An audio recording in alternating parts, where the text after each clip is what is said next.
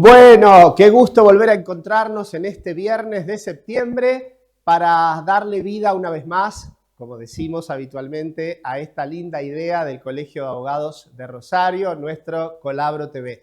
Bueno, estamos con invitados como siempre, de nuestro gusto y sabemos que también del de ustedes. Y agradecemos a todos los que desde Vive TV hacen posible que este espacio se pueda compartir. En el caso en particular, a nuestra, siempre le digo así yo, nuestra inefable Marina Mejía Saldaña, que es nuestra productora y que es la que se ocupa de que todos los invitados estén en el horario y dispuestos a venir a compartir un rato. Y además a la técnica, siempre los nombramos también porque son los que hacen su magia, que nosotros no la conocemos, para que el programa salga como sale. A Leo, a Santi, a Azul, muchas gracias entonces por estar haciendo siempre lo que hacen. Nuestra primera invitada, si les parece, es alguien a quien ya conocen. Tenemos el gusto de volver a recibir porque se había prometido que así iba a pasar. Ella que iba a venir a visitarnos nuevamente, nosotros que la íbamos a convocar una vez que el tiempo le diera vida a algunas de las cuestiones que estuvimos conversando y a nuevos desafíos que esto propone. Me estoy refiriendo a quien preside el Instituto de Litigación Oral en nuestro colegio, a la querida Malena Corbalán. Le damos la bienvenida. Buenas noches. Buenas noches, Gustavo. Muchas gracias por la invitación. Estás muy bien, además. Estás siempre iluminada y hoy estás particularmente bien. Bueno, gracias por venir nuevamente. No, por favor, gracias por la invitación. Reincidente, en este caso, varias veces. Sí. Y bueno, creo que nos habíamos quedado con ganas de seguir charlando porque, como sabés, pronto en Rosario va a ocurrir un hecho histórico. Que es justamente la posibilidad de que empiece a regir el juicio por jurados en la circunscripción de Rosario. Claro. Ya empezó a regir en otras regiones de la provincia de Santa Fe y la última era Rosario. Así es, ¿no? Los habías dicho esto la otra vez. Esta es la última. Termina con nosotros en la puesta en vigor de todo, de toda la provincia. ¿Y qué ha pasado con lo que ha acontecido? ¿En dónde ha sido? ¿Rafaela? ¿Reconquista? ¿Cómo fue? Sí, en todas las circunscripciones han ya... No me acuerdo cuántos ya, pero creo que 2 o 3 juicios por jurados han acontecido y por suerte con mucho éxito. Bueno, bienvenido sea. Quiero compartirte algo que la semana pasada justamente nos visitó el ministro de la Corte, Daniel Herbeta, a quien también conoces, por supuesto, y mucho, y además por su expertise en el derecho penal. Y él dio una mirada respecto a esto que me gustaría conocer la tuya, de beneplácito primero, ¿no? Es decir, de que creía que era una experiencia saludable para la democracia, para la república, y él lo señaló así, ¿no? Él decía que de algún modo el juicio por jurado ponía en manos de la ciudadanía un acto de protagonismo, yo lo voy a parafrasear, de un espacio que es sensible y esencial para todo Estado, como es el de la Administración de Justicia, que históricamente ha sido monopolio de una profesión, decía, el de la abogacía. Exactamente. ¿Qué opinas vos a esto? Y yo creo que, en primer lugar, esto es una decisión política, constitucional, que ya no tiene que ver con una cuestión de gustos, sino que tiene que ver con que somos un Estado republicano, en donde el pueblo debe ejercer el poder en cada uno de sus ámbitos. Así que ocurre en el caso del legislativo, en el caso del ejecutivo, y en el caso del judicial no ocurría esto. Claro. Entonces, el jurado viene a permitir que de manera directa los ciudadanos, ni siquiera es representativa, porque a veces se entiende mal la palabra representativa. Claro. No es representativa. El pueblo actúa en el Poder Judicial de manera directa. Por supuesto, en una representación de la sociedad en cuanto a la cantidad de personas. A lo numérico, a la paridad de género y demás. Pero desasnano con las cuestiones mínimas. ¿De cuántos integrantes cada jurado? ¿Hay un número? Sí, por supuesto, son 12 12 miembros y tiene que haber 2 suplentes. Bien. Y vos decís paridad de género, serían 6 y 6 en principio, en función de los géneros tradicionales. Exactamente. Y hay alguna otra cuestión, ¿verdad? ¿Quiénes no podrían ser miembros de un jurado? Bueno, la lista es extensa. Es larga. Pero básicamente toda aquella persona que tenga algún conocimiento jurídico, porque justamente lo que se busca es que no haya ningún tipo de prevalencia en el conocimiento, porque eso genera, el conocimiento es poder.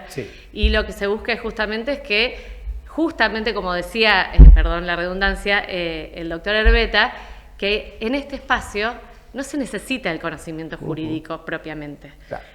Lo que uno necesita es poder entender si los hechos ocurrieron o no ocurrieron. Para eso no se necesitan conocimientos jurídicos, sino poder interpretar con los sentidos lo que uno escucha y se le transmite a través de lo que las partes van a transmitirle en el juicio. Sí, lo decís muy bien, ¿no? El sentido común, la percepción de cada quien, su mirada propia, ¿no? Desde todo lo que carga cada persona, porque por supuesto todos nosotros venimos con experiencias culturales, laborales, familiares diversas. Es muy interesante esto.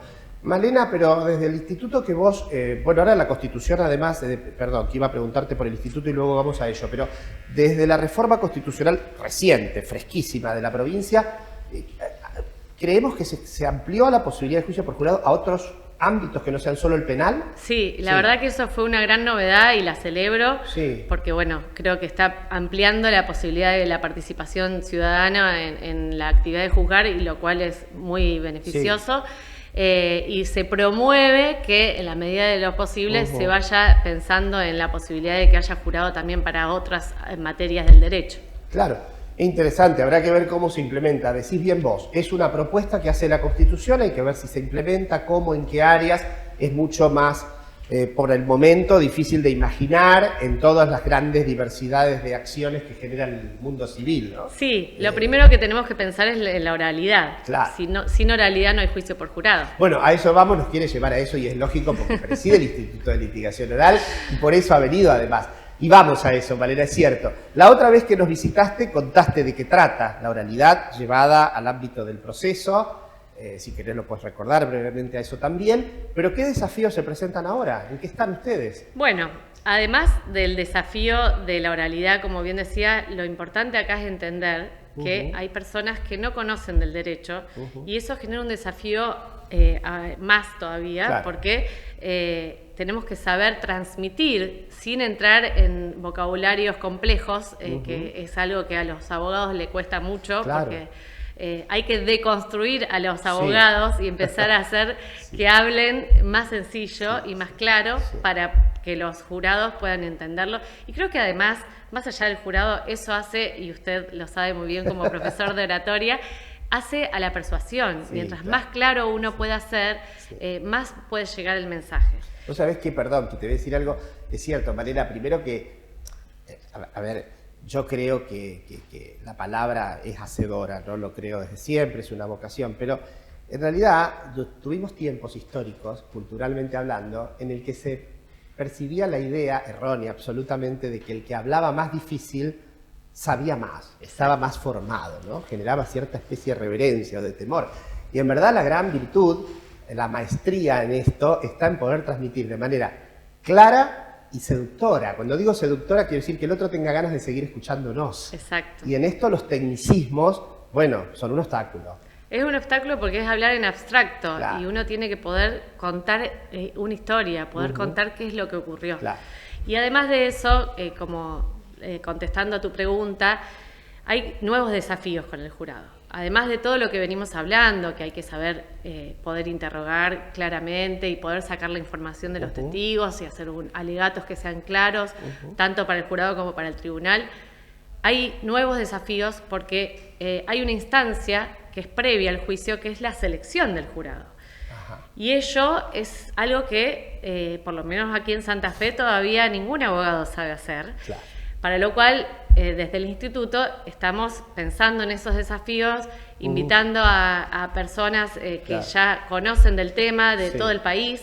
Y de hecho, aprovecho para contar que en el mes de octubre, a raíz de que el 1 de octubre es el día que empieza a regir en Rosario, la posibilidad de que a partir de esa fecha empiece a regir el juicio por jurado, vamos a hacer una serie de, primero, charlas virtuales con personas muy reconocidas en el ámbito penal, tanto de Mendoza, va a estar Jimena Morales, va a estar también de Buenos Aires, Gladys López, Laura Pereira, son todas personas que en el ámbito penal han logrado ya tener un conocimiento sobre jurados, han tenido juicios por jurados, y realmente eso es una oportunidad, porque de los que estamos de este lado litigando tenemos que empezar a conocer cómo funciona. Sí. Y por último, el 29 de octubre van a venir dos grandes juristas que se llaman Martín Sabelli, que es en realidad es norteamericano, pero que viene dictando,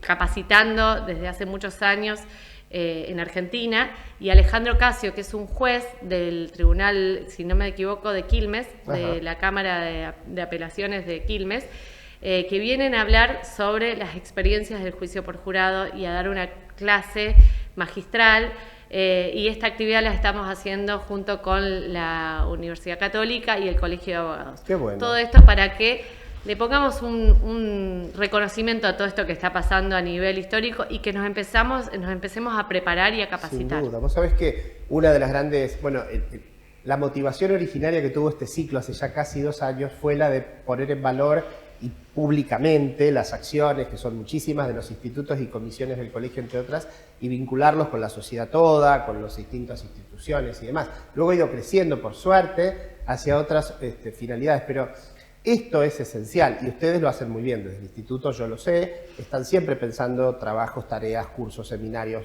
espacios de formación, en definitiva de capacitación reflexiva, es decir, compartida democráticamente. Y esto es muy importante lo que decís, ver de la experiencia de otro para cómo la puedo traspolar en la medida que pueda, ¿no? Esto nos hace acordar a los que no estamos en el asunto mucho, salvando las enormes distancias seguramente, a lo que uno vio durante tantos años en las películas, ¿no? Yo recuerdo una vieja película, vos no habías nacido, Los 12 del Patíbulo, que es un emblema del tema. 12 hombres en pugna. Claro, sí. Entonces tiene que ver con el número, ¿no?, del jurado. Sí. Pero muy interesante. Pero más allá de esto, es verdad, uno en las series o películas lo ve, por supuesto, seguramente un tanto intervenido o desvirtuado por el guión o la necesidad de generar la película, esto de la selección del jurado que decías vos. Yo no sé, por ejemplo, si todos, en materia penal, que es lo que tenemos hasta ahora, si todos los delitos son pasibles de ser llevados a un juicio por jurado o no.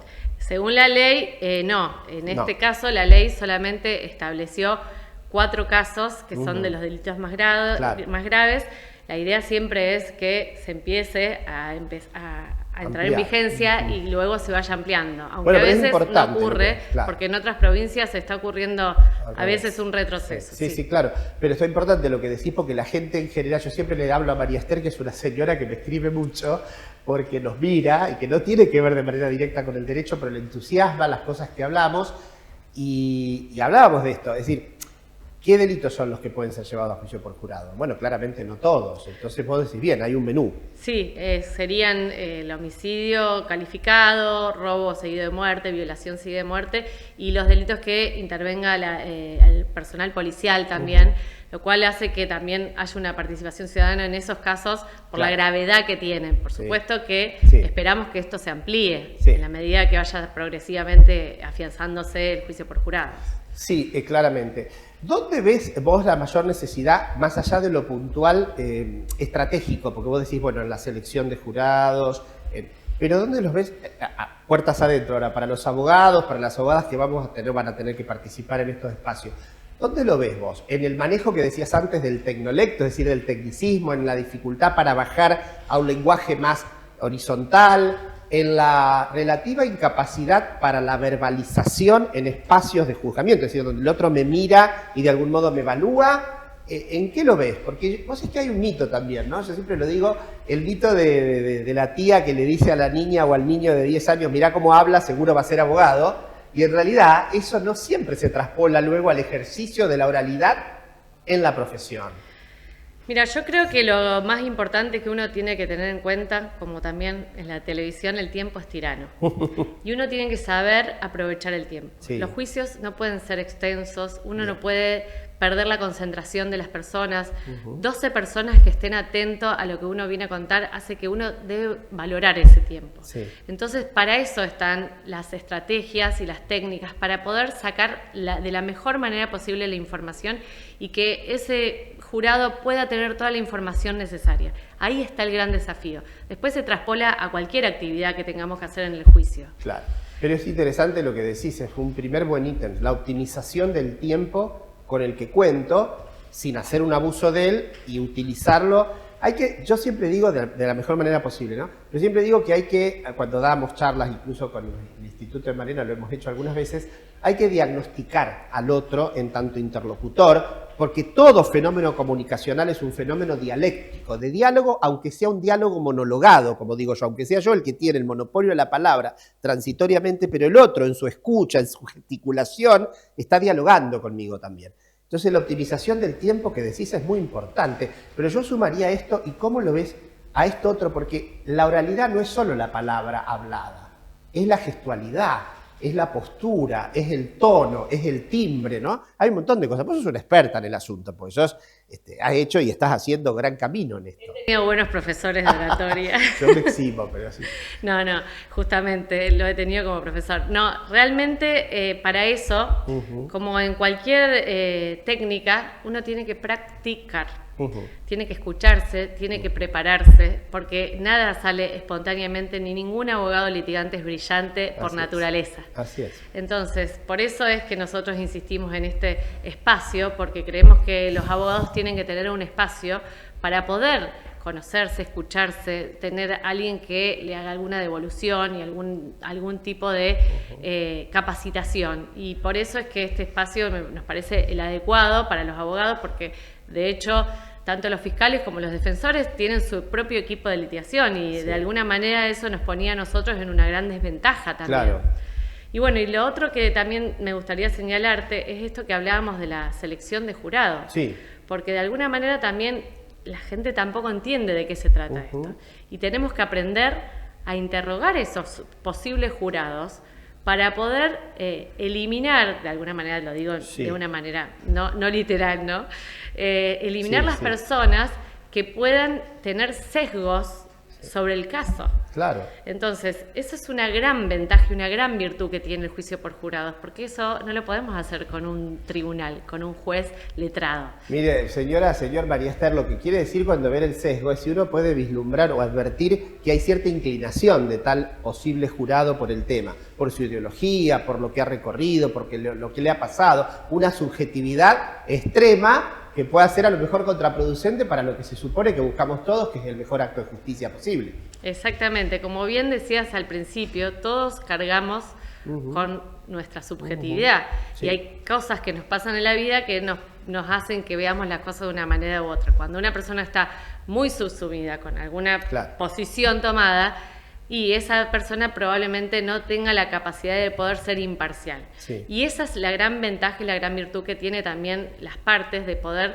dentro de un espectro de una cierta cantidad de personas, poder eliminar esas personas y que no formen parte del jurado cuando se vislumbren esos sesgos, esos prejuicios que pueden tener esas personas. Y la verdad que eso es algo novedoso para todos, porque me encantaría poder recusar a un juez porque determine que piensa de una manera u otra y me puede afectar o puede afectar a la persona que represento. Se entiende muy bien lo que decís. Vos sabés que también debo decirte que más allá de que lo tuyo o lo del instituto, al menos que llevas, tiene que ver con litigación y oralidad o litigación oral, y estamos hablando del juicio por jurado porque es un gran escenario y una gran ocasión y oportunidad histórica para poder poner esto en valor. El asunto tiene defensores históricos y también tiene detractores históricos, ¿no? Y algunas cuestiones que a lo mejor son una creencia infundada, no lo sé, un mito, es que el argentino es sanguíneo, sensible y que casi está predeterminado a decidir algo en función de lo que le han convencido, de lo que ha oído, de lo que cree, y más allá de lo que realmente oiga o le muestren que pasó. ¿Conocés experiencia? ¿Cómo lo que ha pasado hasta ahora en la provincia? ¿Por qué camino va? No, ¿es infundada ese prejuicio? Es difícil opinar sin conocer qué pasó efectivamente en un juicio por jurados. Es muy difícil opinar de afuera. Solamente aquellos que estuvieron allí podrán opinar. La realidad es que no creo que los jueces y juezas sean personas diferentes al resto de los seres humanos. Entonces, en ese sentido, lo que ocurre tanto en un espacio no jurídico, ocurre también en otros espacios. La creencia está en creer que los jueces o juezas son diferentes al resto. Qué bueno que lo dice y qué bueno que lo diga ella, ¿no? Esto de que es verdad, los jueces son personas, seres humanos como usted y como yo, les duele la panza, se pelearon con la pareja, el hijo tiene problemas en la escuela, le pasan cosas, creen algunas, no creen otras, tiene amores y odios, le pasa lo mismo, claro que sí, es así. Y uno cree a veces, o el ser humano común, tiene tal vez una necesidad lícita, no legítima, de divinizar esa actividad, pensando en que allí está el reaseguro. Como siempre yo digo, ¿no? De algún modo creo que la justicia es el reaseguro de la República también, y entonces pareciera que allí está eso infalible, y no, es un humano. Totalmente. Y la realidad es que, a ver, seamos honestos, yo creo que el juicio jurado no se trata de la justicia. Puede haber juicios justos o injustos con juicio por jurado o sin ellos. Bien. El tema tiene que ver con una decisión de cómo ejercemos el poder punitivo. Bien. Hay una habilitación del pueblo en permitir al juez o jueza de ejercer ese poder. Nada más que eso. Después, por supuesto, no perdamos de vista que no es que no va a haber un tribunal que ejerza el derecho y que dirija el debate. Simplemente el jurado le habilita a decir, puede ejercer el poder punitivo. Nada más que eso. Contanos algún detalle, insisto, aunque pudiéramos también hablarlo y lo vamos a hacer con otros institutos vinculados al asunto. ¿Esto se elige desde el padrón o uno tiene que inscribirse en una lista porque uno tiene ganas de ser parte de un posible juicio por jurado? No, hay una búsqueda aleatoria de todo esto. Bien. Y sí hay un padrón que se va puliendo, en donde también lo que se busca es que se vaya puliendo también con esas personas que no pueden formar parte. Perfecto, hasta ahí estamos. Ahora, el sistema, el Estado, lo que sea, convoca a María Esther. ¿Puede ya negarse o no? ¿Es un deber? ¿Es una carga? Es una carga. Bien. Y hay razones en donde uno tiene que fundar para ser excluido de esa selección. Bien. Y hasta lo que sabemos por el momento, cuando el abogado tacha de algún modo, dice, este jurado que se ha preseleccionado no lo quiero por los sesgos, por los caracteres que decías vos. Esto te tiene que fundamentar también, ¿y quién lo decide? Bueno, en realidad hay una cierta cantidad de posibilidades de hacerlo sin causa. Bien. Hay cosas que uno no lo puede explicar. No, y no lo puedo explicar, y no me gusta y afuera. Entonces, hay una cantidad limitada de sin causa, que si mal no recuerdo son 4, Bien. Pero luego con causa es ilimitado. Claro. Si yo puedo fundamentar la razón y en ese sentido es sostenible, el tribunal lo va a permitir retirar. Pero todo eso se genera en una audiencia en donde también el tribunal va determinando esas cuestiones. Malena, ¿cómo ven la acción dentro del instituto? En función de esto, pero ustedes lo vienen haciendo desde hace años, en lo que es formación en oralidad jurídica, en litigación oral y demás. Pero ¿cómo lo ven ahora impulsado por esta nueva realidad? ¿Hay una mayor preocupación, ocupación, interés del colegiado promedio? ¿Qué ven ustedes? Mira, la verdad es que siempre están los que están tratando de estar a la vanguardia, pero creo que a partir de ahora, con la instauración del juicio por jurado, los abogados van a empezar a buscar espacios para capacitarse, porque por supuesto, lo mismo que nos pasó hace 10 años cuando se instauró el sistema adversarial, teníamos que buscar personas que nos capaciten, que no eran justamente la gente de aquí. Entonces ahora nos pasa lo mismo, por eso estoy tratando a través del instituto de invitar gente de afuera que nos puedan contar ya las experiencias vividas. Sí, su experiencia. Mira, yo me recuerdo, siempre lo cuento esto porque hace de esto una pila de años que no saquen la cuenta los televidentes, pero cuando yo era estudiante nos llevaron a provincia de Córdoba, ya lo tenía, no hacía mucho tiempo, a ver un juicio oral en ese momento. Y entonces ya de por sí era una novedad eso, frente a la lógica de nuestra historia escrita. Y siempre quedó marcado en mí, siempre recuerdo que luego el tribunal en su debate, cuando terminado su acto, por supuesto, propio y sin violentar ningún principio del debido proceso, todo esto, y resguardar la intimidad y demás, nos contaban algunas cuestiones que los habían determinado. Era un homicidio en campo, en situación de hombres de campo, trabajadores rurales. y había un testigo que era clave en el asunto y el acusado allí. Y entonces cuando el testigo termina de dar su testimonio, que había ido vestido para la ocasión, con toda su propia impronta, sus bombachas, se sacó su gorra, testimonió como pudo, bien. Antes de irse fue y le dio la mano al acusado. Chao Benito, no sé quién era, nos vemos luego. Es decir, era un gesto de confianza y de que decía cosas. Es importante porque los jueces decían, dice cosas de ese acusado, ¿no? Dice cosas sociales. Yo me voy a comer el programa porque ya, me van a sacar del aire, María Esther, porque apareció Marina diciéndome que hay que cortar. Pero le cuento a Malena, porque le va a interesar y por tanto a ustedes, que dentro de una de las disciplinas que yo trabajo, que es Historia del Derecho, en el pasado muy remoto, donde la oralidad reinaba, en las épocas del derecho germánico, prefeudal, existía para algunos sectores sociales el fenómeno de los cojuradores. Entonces, si tal señor y yo éramos acusados, estábamos en un pleito jurídico, y él podía traer 7 cojuradores, es decir, hombres libres, nobles, que juramentaban con él que él tenía razón, y yo llevaba 12, como yo había llevado 12, era socialmente más valiosa mi verdad que la de él. ¿Se entiende el impacto de esto? Sí, sí, entonces, sí. hay toda una lectura respecto a eso. Una prueba tasada. Claro, me parece maravilloso. Esto que vamos a vivir nosotros en la ciudad de Rosario, o en la circunscripción, y que venimos viviendo en Santa Fe, sin duda, para propios y ajenos, para adherentes y detractores, es un hecho histórico. Porque además, lo recordamos, la Constitución de la Nación lo prevé desde hace más de 150 años. Exacto. No estábamos cumpliendo. Lo decías bien, Malena, vos al inicio. Esto no se trata de si me gusta.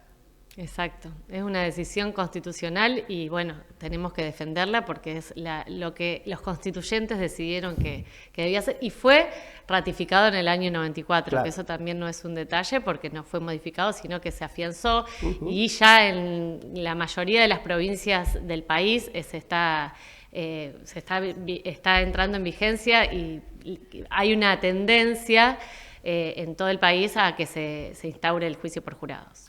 Bueno, Malena Corbalán nos ha invitado además a un par de eventos para octubre. Uno, entiendo bien, es desde que empieza ya desde el 1 de octubre la posibilidad legal de que en nuestra zona se haga. Sí. Y otra actividad clave. Vamos a tener una serie de charlas que se pueden, seguramente en la web del colegio Bien. Van a estar informadas, van a ser por Zoom y el 29 de octubre en la Facultad Católica vamos a hacer una actividad organizada tanto por el colegio como por la Facultad Católica, Bien. En donde va a poder inscribirse y participar. Y ahí hay un acontecimiento poderoso porque hay gente invitada, externos muy preparados en el asunto. Gracias, Malena. Me tengo que ir porque me van a sacar. Van a venir Leo, Azul y Santi, más liderados por Marina Mejía Saldaña, a sacarme de este módulo, digo yo, de este primer tramo de nuestro programa.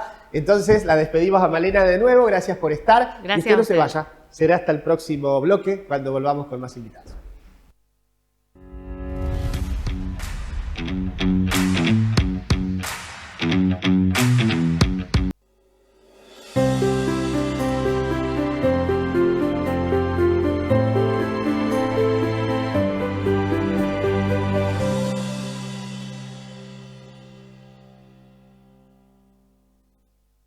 Recuerden que todos los viernes a las 21 horas nos encontramos en este querido espacio de Vive TV para compartir este ya clásico programa que desde el Colegio de Abogados les ofrecemos para conversar, para reflexionar y para intercambiar ideas, nuestro querido Colabro TV. Así que todos los viernes, 21 horas por Vive TV. Concejales por un día, primera vez al cine y al teatro, alumnos al consejo, promesa de lealtad. Sumate en el consejo, vos y tu escuela son protagonistas.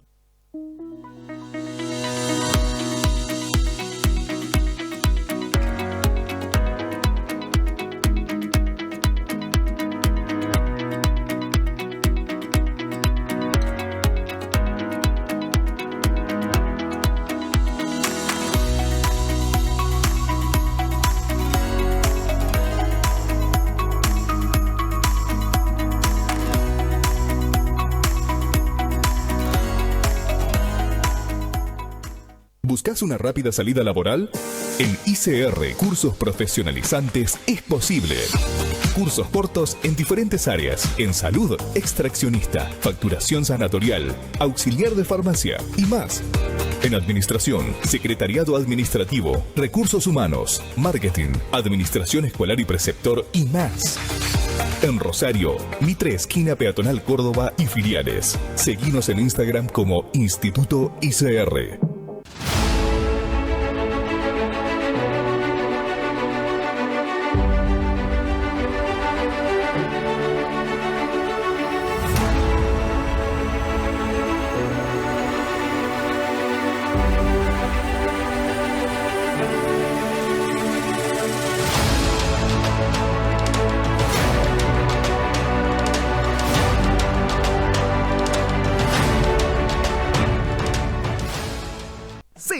Moldavsky llega a Rosario con Salud Moldavsky Amor. Viernes 31 de octubre en el Teatro Broadway. Entradas en venta en Tu Ticket y en la boletería del teatro. Salud Moldavsky Amor. Sí, llega a Rosario el top del humor. Vive TV, el canal que me inspira. Cada día la vida respira.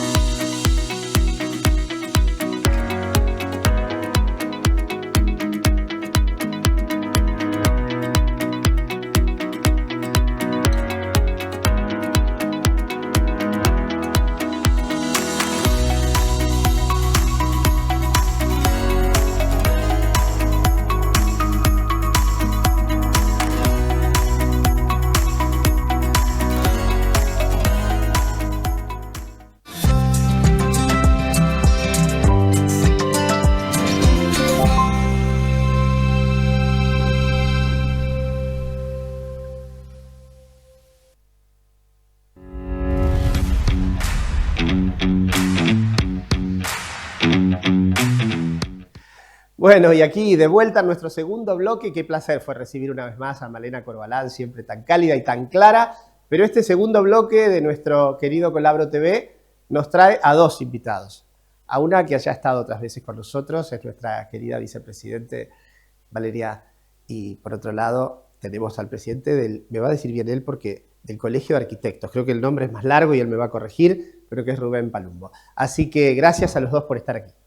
Hola, ¿cómo andás, Gustavo? ¿Cómo te va? Gracias por recibirnos. No, en esta noche de viernes agradecemos nosotros siempre que quieran acercarse para compartir un rato. Decime, Rubén, ¿cuál es el nombre exacto del colegio? ¿Qué tal? Buenas noches, muchísimas gracias. Colegio de Arquitectura y Urbanismo. Ahí está. Cambiamos en el 2022 el nombre. Hace relativamente poco. Ustedes se van a preguntar por qué están los dos aquí, pero van a ver que tiene mucho sentido. Primero porque cumplimos lo que prometimos en el encuentro pasado. Recuerdan que desde la aparición ya vigente de nuestra Constitución Provincial, estamos logrando que en cada uno de nuestros programas haya algún bloque que directamente se vincule con eso para ir poniendo en valor y acercarle a toda la ciudadanía el contenido de esa ley fundamental ahora para todos los santafesinos, como es la Constitución Provincial.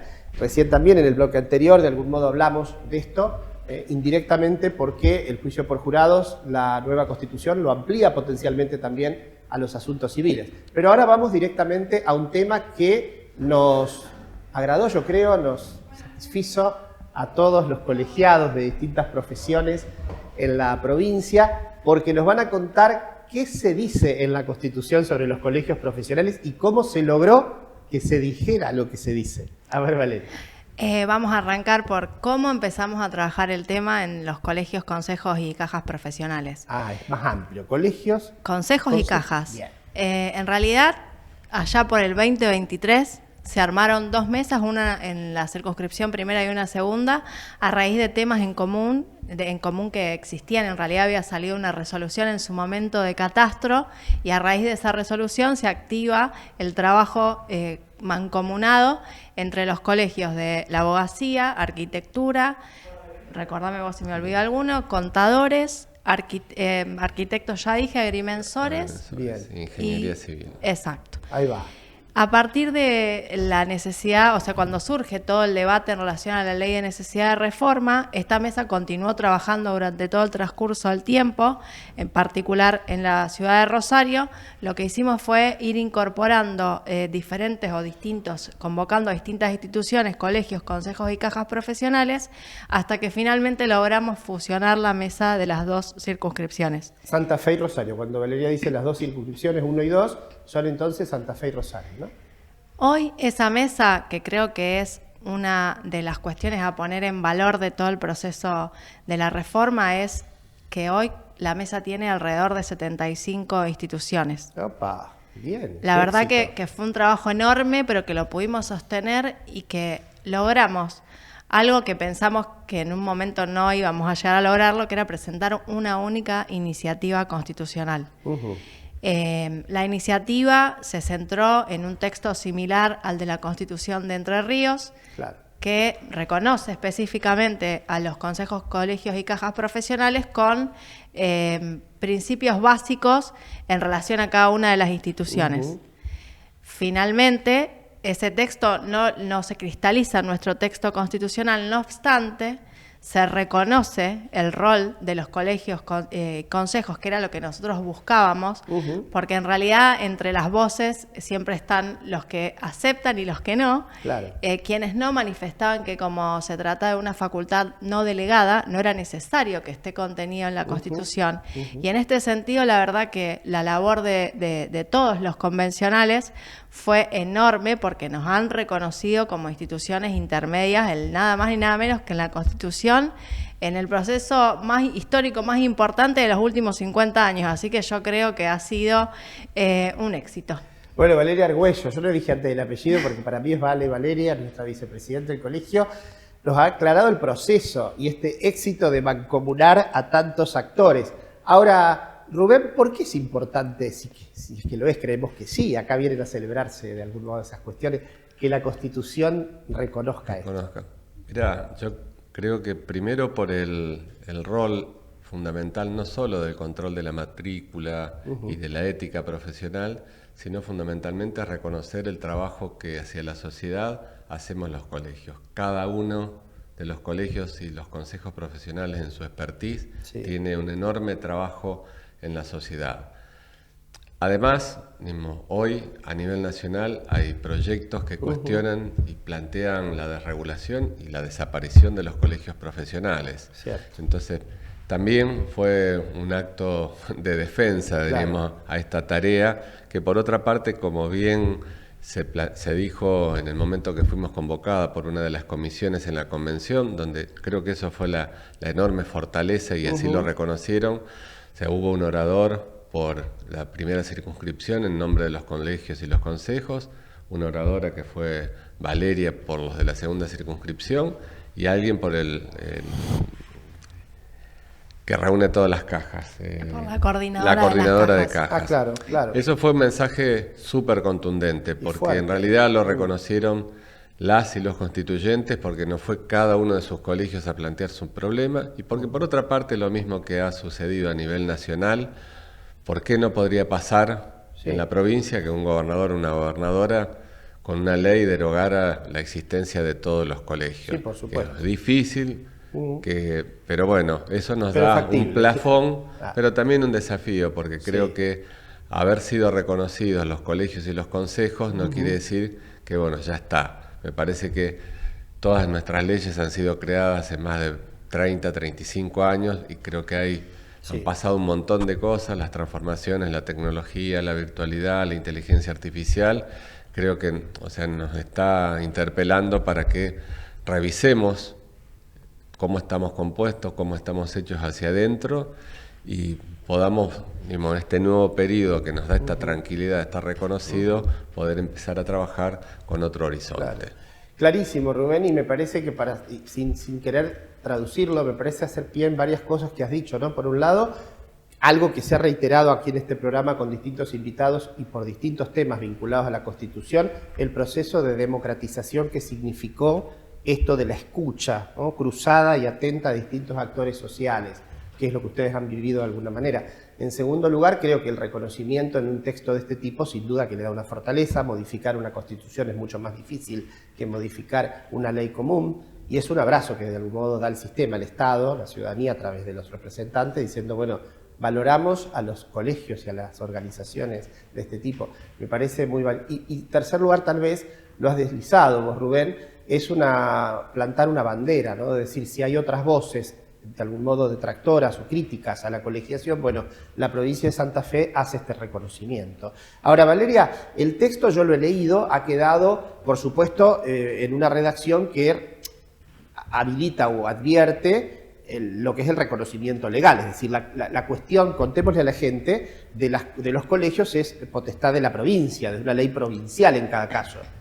Claro, los colegios constituyen una facultad delegada del Estado provincial que delega precisamente el control de la matrícula, el control ético y el control disciplinario en los colegios y los consejos, y luego una consecuencia natural de estas instituciones son las cajas profesionales, claro, ya sea de previsión social y de seguridad social, que nuclea, digamos, a las cajas de salud.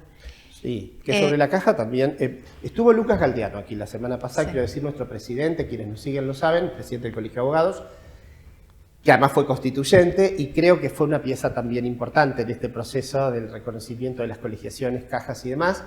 Y él nos decía, nos recordaba que también se le da estatura constitucional a la caja de la provincia. Vamos a la caja en sí.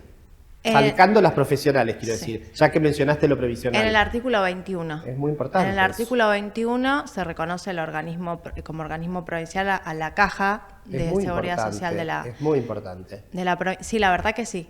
Se reconocen los sistemas y habla de sistemas, y hay una interpretación, si se quiere, nosotros que somos abogados, amplia. Ya empezaron las interpretaciones. Claro, ya tenemos interpretaciones. Tibia de la ley. Habla de sistemas, luego de hablar de sistemas de previsión social, haciendo referencia, por ejemplo, a la solidaridad y obligatoriedad del aporte, que son dos características y otras más que tienen nuestras cajas profesionales. En un segundo párrafo reconoce al organismo provincial, y en un tercer párrafo digo que refiere a las cajas, porque el artículo 21 es larguísimo y estoy hablando de la última parte, y al final habla de las cajas de previsión y seguridad social. Bien. Bien. Ahora, Valeria, vos nos contaba un poco Rubén su mirada. ¿Y la tuya cómo es respecto a los aportes de los colegios? Porque a veces hay que no solo contarle a la ciudadanía, yo creo, como Rubén que nos decía, el aporte que hacen los colegios a la ciudadanía, a la sociedad civil, pero a veces hay que convencer a los propios colegiados, ¿no?, de la necesidad de estar colegiados.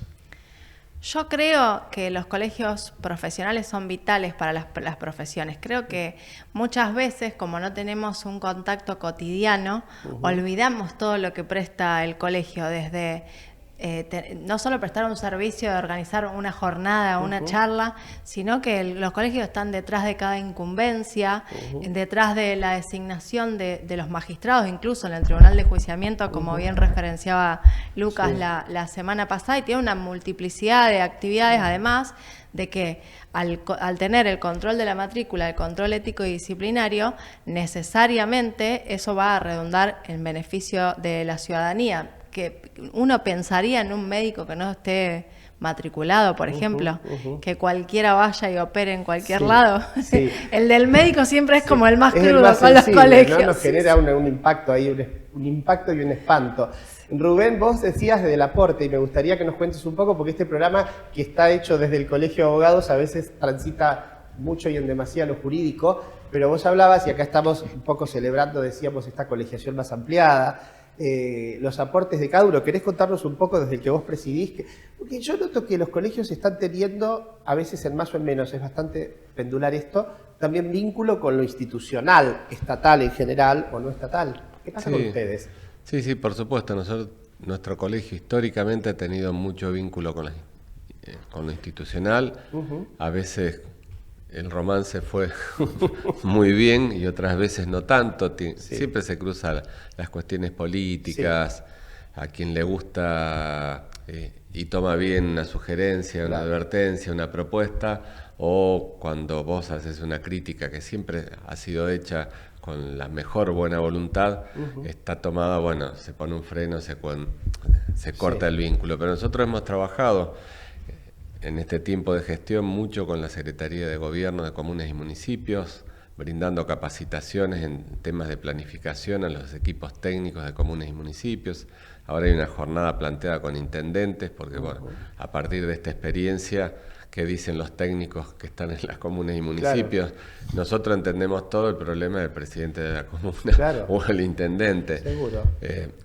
Cuestiones que tienen que ver con el patrimonio, en la formación, no solo hacia adentro de los profesionales, sino también en la divulgación y la discusión de estos temas. En temas de vivienda social hemos trabajado mucho en proyectos. Permanentemente estamos impulsando el tema de los concursos públicos, del mismo modo que ustedes, los concursos para magistrados, jueces y demás, porque creemos que es una herramienta fundamental. Ayer entregamos los premios de un concurso que hicimos junto con la provincia, donde se presentaron 62 equipos de todo el país. Por lo tanto, han trabajado más de 400 personas para una idea que se podría haber hecho así en una oficina provincial, pero que seguramente es mucho mejor lo que ha salido y ha sido elegido por el jurado. Permanentemente, digamos, también esta asistencia a vecinales, a clubes de barrio. Sí, hay una tarea pero no tenemos, como decía Valeria, a lo mejor este arraigo en la sociedad como tienen los médicos. Tienen ustedes los abogados, quien ejerce la abogacía, o sea, si no está habilitado, matriculado y controlado, no puede presentar ningún expediente, no tener un juicio. En nuestra profesión, incluso los estudiantes trabajan porque siempre tienen una tía que les pide un trabajo y demás. Por eso, no, pero es bueno lo que estás diciendo, porque se hace también docencia con esto, ¿no? Y se no, pero nosotros estamos trabajando, por ejemplo, si bien por la ley orgánica es obligatorio que se presenten planos de todo lo que se hace, solo 100 localidades de las 365 lo hacen, y ese es un trabajo que, por ejemplo, hace el colegio, que tiene que ver con el trabajo legal. Donde está el colegio llegado, es un lugar donde te exigen planos, y no es solo una cuestión corporativa, sino nosotros decimos de responsabilidad social, porque una casa que se cae es un presidente comunal que no sabe cuál es el riesgo que tiene por no pedir un plano que se presente. Entonces digo, bueno, ahí es muchísima la tarea que estamos haciendo junto con nuestros colegas, los maestros mayores de obras y los ingenieros civiles, que nos disputamos el botín de la sociedad. Pero... y esto cuando hablabas de urbanismo, además cuando nos daban la nomenclatura del Colegio de Arquitectura y Urbanismo, creo recordar, es una pieza sensible y clave, ¿no? Nosotros también desde el derecho hablamos mucho del urbanismo, del código urbano, de lo que significa políticas de Estado concretas, planificación, hay todo un asunto, ¿no? Es decir, no es la anarquía de ver cómo se hace. Nosotros tuvimos en ese tema una participación activa.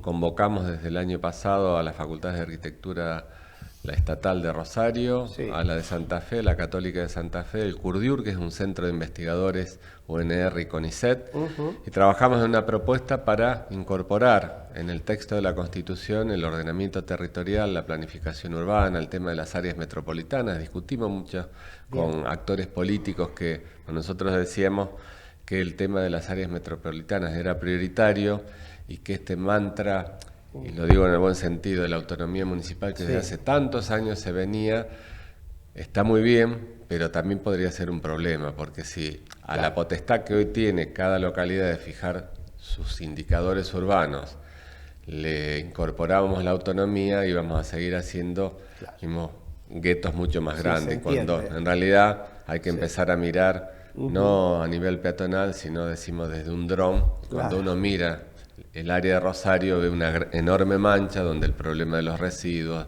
del transporte, de la educación, de los parques públicos, son problemas que son mucho mayores a los que tiene cada una de las localidades. Es una muy buena figura la que haces, y es clarísimo, y coincido, ¿no?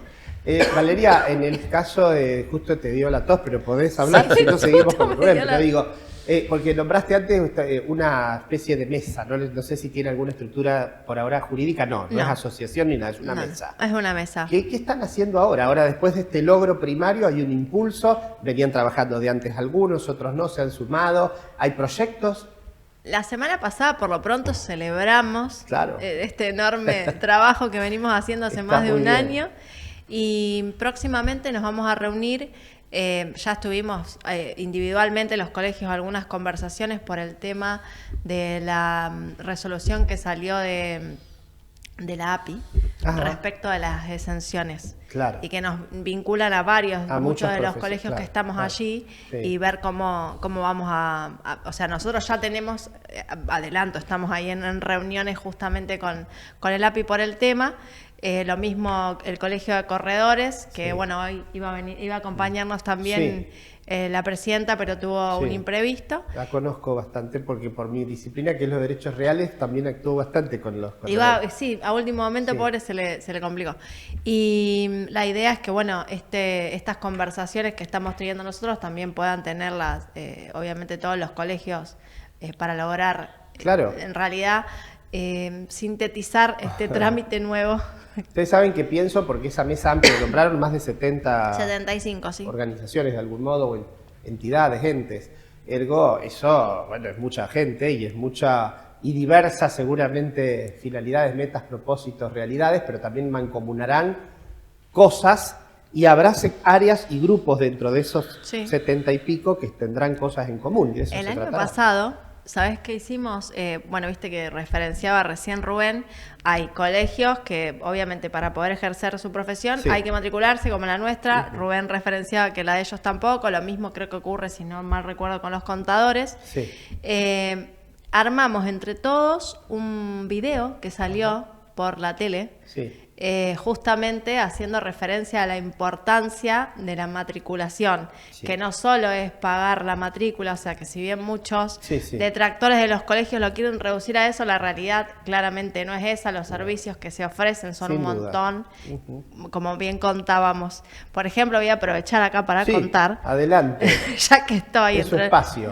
El colegio, bueno, a partir de la ley 13.923, que es la ley de abogado del niño, tiene un listado de abogados que son requeridos no solo en sede civil, sino también en sede penal.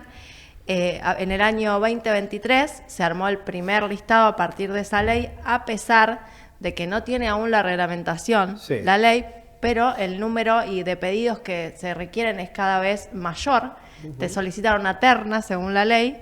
Nosotros la enviamos y de esa terna se designa un abogado o abogada del niño. Este año se va a volver a abrir la inscripción porque las listas tienen una duración de 2 años y va a comenzar en el mes de noviembre. La verdad que el trabajo que se genera a partir de estas intervenciones ha sido bastante rico. Lo trabajamos no solamente en el colegio nuestro, sino obviamente a nivel federación. Y por eso quería aprovechar el espacio para invitar a todos y todas a que se inscriban en el mes de noviembre. Estén atentos, más allá de que se va a difundir en este caso para los colegiados, María Esther, que serán todos los miembros, en este caso del Colegio de Abogados, que estén atentos a que para noviembre entonces aparentemente se va a abrir el periodo para inscribirse quienes estén en la disciplina, el mundo de la niñez, de familia y quieran operar como abogados del niño.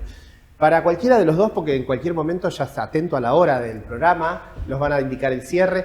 Hay una vinculación también de las colegiaciones con lo académico, ustedes lo están haciendo. Yo conozco el asunto en más o en menos según las épocas, pero ¿cómo está trabajando hoy esa sinergia entre el mundo de la universidad, el mundo formativo de grado y posgrado y las colegiaciones? En nuestro caso tenemos, yo me jubilé en el 2022, pero durante 40 años fui docente, concursado y demás, o sea, fue mucho más mi casa, la facultad, que el colegio, que es un paso circunstancial. Tenemos una relación, o sea, no solo en el trabajo de convenios específicos sobre otorgamientos de becas. En nuestro caso propusimos, fue una propuesta del colegio, una diplomatura en estudios avanzados de construcciones sustentables, o sea que trabaja sobre materiales naturales y demás, donde participan alumnos también, hay alumnos becados también.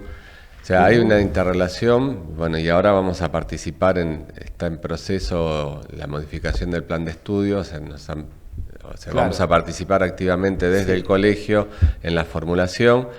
Y la verdad que hay una tarea inmensa para hacer, porque también nosotros tenemos un curso de iniciación profesional para los recién recibidos, y vemos en el inicio, o sea, en realidad todo lo que pasamos alguna vez cuando recién recibidos. Entonces también creo que en este proceso de participación, por ejemplo, en el tema de la reforma del plan, va a ser fundamental la mirada desde lo profesional. Sí, yo siempre he creído que lo que tiene que ver con planes de estudio tienen que estar distintas patas del asunto involucradas.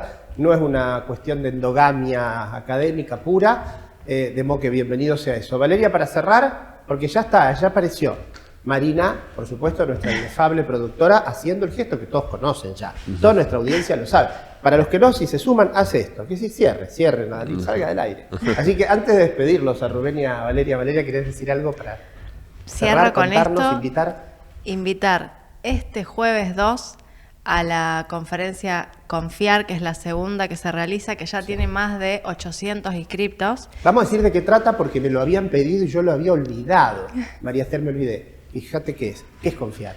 Confiar es la conferencia sobre inteligencia artificial de Rosario, que es la segunda que se va a realizar.